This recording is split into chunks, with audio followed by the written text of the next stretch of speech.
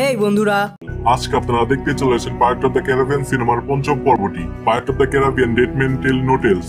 আর এটাই হলো এই সিনেমার শেষ পর্ব, যা 2017 সালে মুক্তি পায়। তো মুভির শুরুতেই উইলের ছেলে হ্যান্ডি টার্নারকে দেখতে পাই আমরা। হ্যান্ডি সবসময় চাইতো তার বাবাকে অভিশাপ থেকে মুক্ত করতে, তাই ও ছোটবেলা থেকে সমুদ্রের সব ইতিহাস সম্পর্কে সব রকম তথ্য জানার চেষ্টা করত। এবার ছোট হ্যান্ডি সমুদ্রের মধ্যে তার বাবার সাথে দেখা করতে যায়। এবার হ্যান্ডিকে দেখার পর উইল বলে, তোমার এখানে আসা ঠিক হয়নি, এটা একটা অভিশপ্ত জাহাজ। হ্যান্ডি বলে, আমি তোমাকে সব ধরনের অভিশাপ থেকে মুক্ত করতে এসেছি। উইল বলে, এটা কখনো সম্ভব নয়, আমি মারা যাওয়ার আগ পর্যন্ত আমাকে এভাবেই থাকতে হবে। হ্যান্ডি বলে, আমি সমুদ্রের সব ইতিহাস পড়েছি, সেখানে লেখা আছে এই সমুদ্রের মধ্যে কোনো এক জায়গায় অনন্ত শক্তির একটা ত্রিশূল আছে, যেটার সাহায্যে এই সমুদ্রের সমস্ত অভিশাপকে ভেঙে ফেলা যাবে। উইল বলে, আজ পর্যন্ত কেউ ওই ত্রিশূলটাকে চোখে দেখেনি। হ্যান্ডি বলে, এটার জন্য আমি তাহলে ক্যাপ্টেন জ্যাক স্প্যারোর সাহায্য নিব। এবার দেখা যায় এই ঘটনা 9 বছর হয়ে গেছে, আর হ্যান্ডি এখন ইংল্যান্ডের একটা জাহাজে কাজ করে। এই জাহাজটা এখন একটা ডাকাতদের জাহাজের পিছু করতে থাকে। তখনই হ্যান্ডি একটা কাছে দেখতে পারে যে ওদের জাহাজটা শয়তানি ত্রিকোণের দিকে যেতে থাকে। এবার হ্যান্ডি ওদের ক্যাপ্টেনকে শয়তানি ত্রিকোণের দিকে যেতে বারণ করে, কারণ ওই জায়গাটা ছিল একটা অভিশপ্ত জায়গা, আর ওর ভিতরে কেউ একবার গেলে সে আর ফিরে আসতে পারে না। আর এই সবকিছু সম্পর্কে হ্যান্ডি আগে থেকেই জানতো, কারণ ওর বাবাও অভিশপ্ত ছিল। তো ক্যাপ্টেন ওর কথা শুনে রেগে যায় আর হ্যান্ডিকে বন্দি করে দেয় নিচে। এবার ওদের জাহাজটা আস্তে আস্তে শয়তানি ত্রিকোণের মধ্যে ঢুকে পড়ে। এবার দেখা যায় কিছুটা দূরেই ওরা অনেকগুলো ভাঙা জাহাজ দেখতে পায়। আসলে এই জাহাজগুলো ছিল সালাজারের, যা ছিল শয়তানি আত্মাদের জাহাজ। এবার সালাজারের লোকেরা হামলা করে ওই জাহাজের সবাইকে মেরে ফেলে। পরে সালাজার নিচে হ্যান্ডির কাছে যায়, আর কাছে যেতেই দেখে জ্যাকের ছবি। হ্যান্ডি বলে, আমি জ্যাক স্প্যারোর সন্ধানে আছি। সালাজার বলে, আমি তোমাকে মারবো না, আমি যখনই কোনো জাহাজে হামলা করি তখন সেই জাহাজের একজন মানুষকে বাঁচিয়ে রাখি, যাতে সে বাকি সবাইকে এই ঘটনার সম্পর্কে বলতে পারে। তুমি জ্যাককে খুঁজতে থাকো, আর ওর সাথে দেখা হলে বলো ক্যাপ্টেন সালাজার ওকে মারার জন্য আসছে। আমি অনেক বছর ধরে এখানে আটকে আছি, কিন্তু একদিন আমি এখান থেকে মুক্তি পাবোই, আর তখন আমি সবার আগে জ্যাককে মেরে ফেলবো। আর এখান থেকে আমার মুক্তির একমাত্র উপায় হলো জ্যাকের কম্পাস। আর তারপরেই অন্যদিকে ক্যারিবিয়ান শহরে একটা মেয়েকে দেখানো হয়, যার নাম হলো ক্যারিনা। ক্যারিনা একজন জ্যোতির্বিজ্ঞানী ছিল, সে চাঁদ তারা নক্ষত্রের বিজ্ঞান জানতো, কিন্তু এখানে ওকে সবাই জাদুকরি ডাইনি ভাবতো, তাই ওকে ফাঁসির নির্দেশ দেওয়া হয়েছিল। কিন্তু ক্যারিনা এখান থেকে কোনোভাবে পালিয়ে যায়। আর অন্যদিকে জ্যাককে দেখানো হয়, এখানে জ্যাক আর তার সঙ্গীরা এই শহরের মধ্য থেকে একটা ব্যাংক লুট করছিল, কিন্তু ব্যাংক লুট করে পালানোর সময় ওদের অজান্তেই সমস্ত টাকা রাস্তায় পড়ে যায়। আর শেষে দেখা যায় ওদের কাছে কোনো টাকাই থাকে না এত বড় ব্যাংক লুট করার পরেও। তাই অনেকদিন ধরে কোনো জায়গায় ডাকাতি না করতে পারার কারণে জ্যাকের সঙ্গীরা ওকে ছেড়ে চলে যায়। এবার সবাই যাওয়ার পর জ্যাক ব্ল্যাক পার্ল জাহাজটা বের করে, আর দেখা যায় ব্ল্যাক বিয়ার্ডের অভিশাপের কারণে ব্ল্যাক পার্ল জাহাজটা এখন ওই কাছের মধ্যে আটকে আছে। আর এদিকে দেখা যায় হ্যান্ডি একটা কাঠের টুকরো বাঁচতে বাঁচতে শহরের কাছে চলে এসেছে।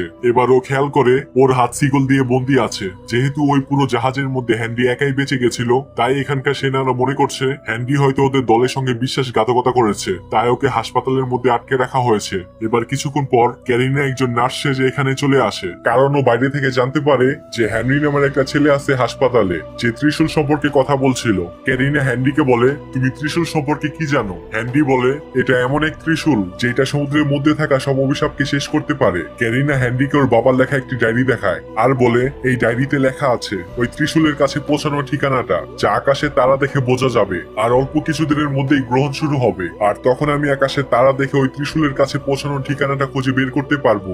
যদি তুমি ত্রিশূলটি খুঁজতে চাও তাহলে তাড়াতাড়ি আমাকে এখান থেকে বের করো। আর এরপরও হ্যান্ডিকে এখান থেকে পালিয়ে যেতে সাহায্য করে, কিন্তু নিজে এখানে ধরা পড়ে যায়। আর অন্যদিকে জ্যাককে দেখানো হয় যে একটা মদের দোকানে যায়, ওর কাছে মদ কেনার কোনো টাকা ছিল না, তাই ও নিজের কম্পাস দোকানে বিক্রি করে একটি মদের বোতল কিনে কম্পাসটি বিক্রি করে দেওয়ার কারণে সালাজার এখন একটা অভিশাপ থেকে মুক্তি পায়। আর এভাবেই আজ অনেক বছর পর ওরা সবাই আলোর মধ্যে খোলা সমুদ্রে বের হতে পারে। আর এখান থেকে বের হওয়ার সঙ্গে সঙ্গেই ওরা সবাই নিজেদের সামনে থাকা সব জাহাজগুলোকে ধ্বংস করতে শুরু করে।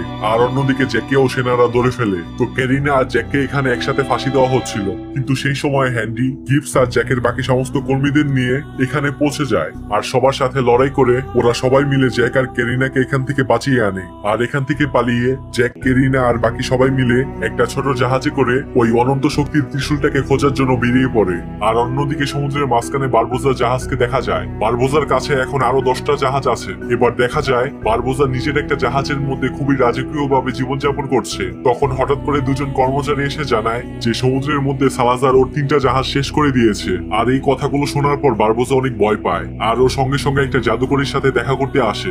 এবার বারবোজা জাদুকরীকে সবকিছু খুলে বলে। তখন ও বলে, সালাজার তোমাকে না জ্যাককে খুঁজছে, আর এখন জ্যাক একটা মেয়ে আর একটা নৌকা নিয়ে সমুদ্রের মধ্যে পরম শক্তির ত্রিশূলের খোঁজে আছে, কারণ ওই ত্রিশূলটাই হলো জ্যাকের বেঁচে থাকার একমাত্র উপায়। আর এখন জ্যাক ওই ত্রিশূলটা পাওয়ার আগে তুমি যদি জ্যাককে সালাজারের কাছে ধরিয়ে দিতে পারো, তাহলে তুমি আর তোমার সম্পত্তি দুটোই পুরোপুরি বেঁচে যাবে। আর এরপর জাদুকরি তার জাদুর সাহায্যে জ্যাকের ওই কম্পাসটা বারবোজাকে দিয়ে দেয়। আর এখন বারবোজা অনেক তাড়াতাড়ি কম্পাসটির সাহায্যে সালাজারের কাছে পৌঁছে যায়। এখানে বারবোজা সালাজারকে বলে, কালকের ভিতরেই আমি জ্যাককে আপনার কাছে ধরিয়ে দিব, কিন্তু তার বিনিময়ে আপনি আমার সমস্ত সম্পত্তি আর কর্মীদেরকে ছেড়ে দিবেন। আর এখানে সালাজার ওর কথায় রাজি হয়ে যায়। আর এখন ওই কম্পাসের সাহায্যে ওরা সবাই জ্যাকের দিকে এগিয়ে আসতে থাকে। আর তখনই সালাজার ওর মানব জীবনের কাহিনী শোনায়। সালাজার বলে, আমি স্প্যানিশ আর্মিতে ছিলাম, আমার দাদা আমার বাবা সমুদ্রের ডাকাতদের কারণে মারা গেছিল। আর তখনই আমি ওয়াদা করেছিলাম যে সমুদ্রের মধ্যে থেকে আমি সব ডাকাতদেরকে মেরে ফেলবো। আমি অধিকাংশ সব সমুদ্রের ডাকাতদেরকে মেরে ফেলেছিলাম, কিন্তু একদিন আমি সেই জাহাজটাকে হারিয়ে দিই যে জাহাজে জ্যাক কাজ করতো। আর ওই জাহাজের ক্যাপ্টেন মারা যাওয়ার আগে উনি নিজের জাদুকরি কম্পাসটা জ্যাককে দিয়েছিল।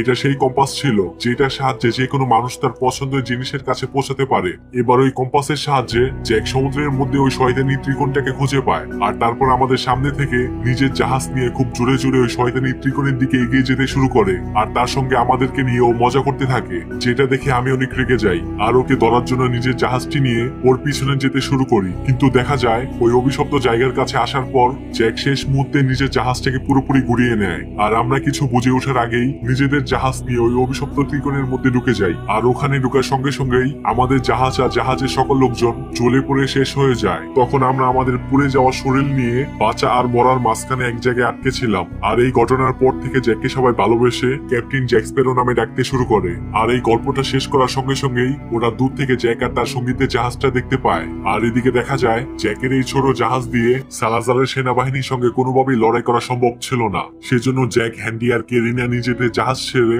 ছোট একটা নৌকায় উঠে সামনের একটা দ্বীপের দিকে যেতে শুরু করে। কিন্তু সালাজার আর তার সেনাবাহিনী জ্যাকের কাছে পৌঁছানোর আগেই জ্যাক, কেরিনা আর হ্যান্ডি ওই দ্বীপের মধ্যে ঢুকে পড়ে। আর যেহেতু পুরোপুরি অভিশাপ না কাটার কারণে সালাজার আর তার সেনাবাহিনী মাটিতে পা রাখতে পারবে না, তাই ওই সময় জ্যাক ওদের হাত থেকে বেঁচে যায়। এবার দেখা যায় জ্যাককে ধরে আনার জন্য সালাজার বারবোজাকে ওই দ্বীপের মধ্যে পাঠিয়ে দিয়েছে। কিন্তু জ্যাকের কাছে আসার পর বারবোজা বলে, আমি ওই ত্রিশূলটা চাই, ওটার সাহায্যে আমি সালাজারকে মেরে ফেলতে পারবো। তখন জ্যাক বলে, কিন্তু আমাদের কাছে তো কোনো জাহাজ নেই। তখন বারবোজা বলে, আমাদের কাছে তো ব্ল্যাকপাল আছে। ব্ল্যাকবিয়ার্ডের যে জাদুর তলোয়ারের সাহায্যে ব্ল্যাকপালকে বোতলে বন্দী করা হয়েছিল, সেই তলোয়ারটা আমার কাছে আছে। আর এখন ওই জাদুর তলোয়ারের সাহায্যে আমি ব্ল্যাকপাল জাহাজটাকে আবারও বোতল থেকে বের করতে পারবো। আর এবার বারবোজা ব্ল্যাকপাল জাহাজটাকে বাইরে বের করে আনে। আর এবার ওরা সবাই মিলে ব্ল্যাকপাল নিয়ে ত্রিশূল খোঁজার উদ্দেশ্যে বেরিয়ে পড়ে। এবার জাহাজে ক্যারিনা যখন নিজের ডায়েরির সাহায্যে আকাশের তারা দেখে ওই ত্রিশূলের কাছে পৌঁছানোর দিক নির্ণয় করছিল, তখন বারবোজা এসে বলে, তুমি এই ডায়েরি কোথা থেকে পেয়েছো? ক্যারিনা বলে, এটা আমার বাবার ডায়েরি। বারবোজা বলে,